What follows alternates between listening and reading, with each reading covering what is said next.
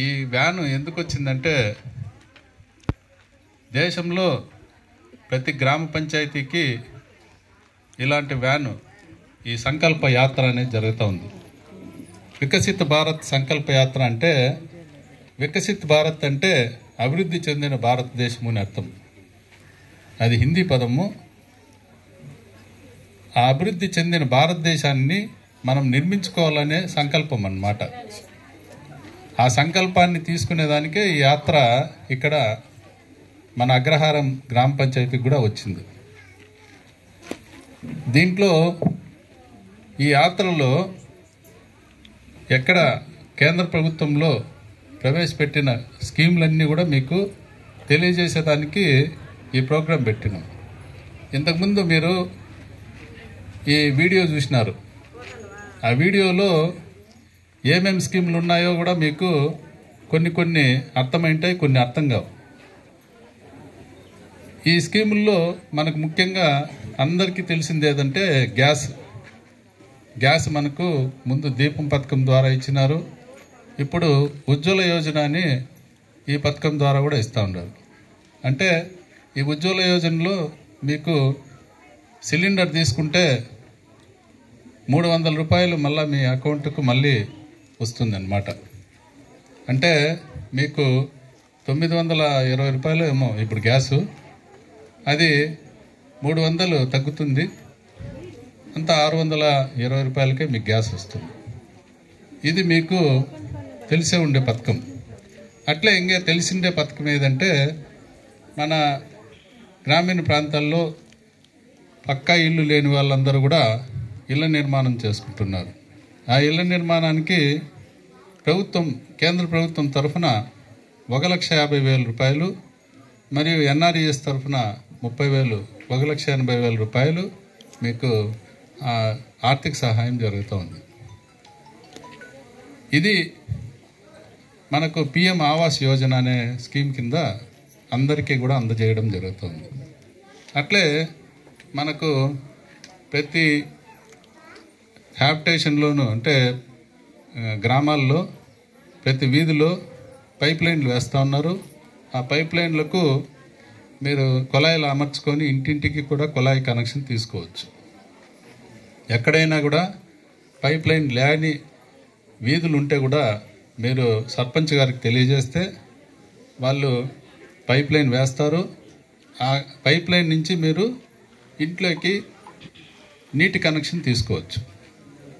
అంటే మనము ఇంతకుముందు కూడా ఎక్కడంటే నీళ్లకు చాలా దూరం వెళ్ళి తీసుకోవాల్సి వస్తుంది. కొన్ని తావులకు నీళ్ళు వచ్చేటివి కాదు. ఇప్పుడు అవన్నీ కూడా ఈ స్కీమ్ ద్వారా పూర్తిగా తొలగించేదానికి అవకాశం ఉంది. మీ సమస్యలన్నీ ఈ స్కీమ్ ద్వారా తొలగిపోతాయి. కాబట్టి అందరూ కూడా ఇంటింటికి కుళాయి కనెక్షన్ తీసుకోవాల్సిందిగా కోరుతున్నాను. అలాగే మనకు ఒక బియ్యం వ్యాన్ వస్తూ ఉంది, తెలుసు కదా. ఆ బియ్యం వ్యాన్లో మనకు ఏమిస్తూ ఉన్నారు? బియ్యం ఇస్తూ ఉన్నారు. ఉచిత రేషను గ్రామీణ ప్రాంతాల్లో ఉచిత రేషన్ ఇచ్చేదానికి ప్రధానమంత్రి ఒక అన్న యోజన అనేది ఒకటి ప్రవేశపెట్టినారు. దాంట్లో ఉచితంగా 35 కేజీల వరకు బియ్యం ఇస్తున్నారు. ఇది కరోనా సమయంలో నుంచి కూడా స్టార్ట్ అయింది. దీన్ని ఇంకా కొనసాగిస్తున్నారు. ఈ పథకం కింద ముఖ్య ఉద్దేశం ఏమంటే ఎవరు కానీ ఆకలితో ఉండకూడదు. అందరూ కూడా బాగా కడుపు నిండగా ఉంటే వాళ్ళు ఏదైనా చేయగలరు, ఏదైనా సాధించగలరు. దానికోసము ఈ స్కీమ్. అలాగే ఇంకా ఎన్ఆర్ఈఎస్ కింద మీకు రకరకాల పథకాలు ఇప్పుడే మన ఏపీ గారు తెలియజేసినారు. అలాగే మీకు ఆరోగ్యపరంగా కూడా అందరికీ ఆయుష్మాన్ కార్డులు అందజేయడం జరుగుతుంది. ఈ ఆయుష్మాన్ కార్డుల వలన 5 లక్షల వరకు మీరు దేశంలో ఎక్కడైనా కానీ మీరు వైద్య సదుపాయం పొందవచ్చు. అట్లే మనకు ఆరోగ్య బీమా కూడా ఉన్నది.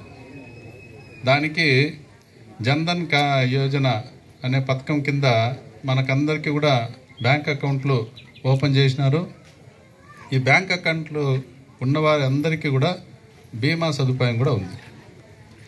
ఇంకా అలాగే వ్యవసాయంలో కొన్ని మంచి మంచి టెక్నాలజీ మనుషులతో కూడా అవసరం లేకుండా కొన్ని ఏర్పాట్లు చేస్తున్నారు.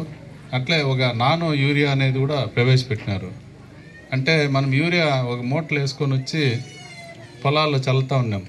ఇప్పుడు అట్లా కాదు, మందు కొట్టినట్లు మనం పిచికారి చేస్తే కూడా మొక్కకు ఆ యూరియా అందుతుంది.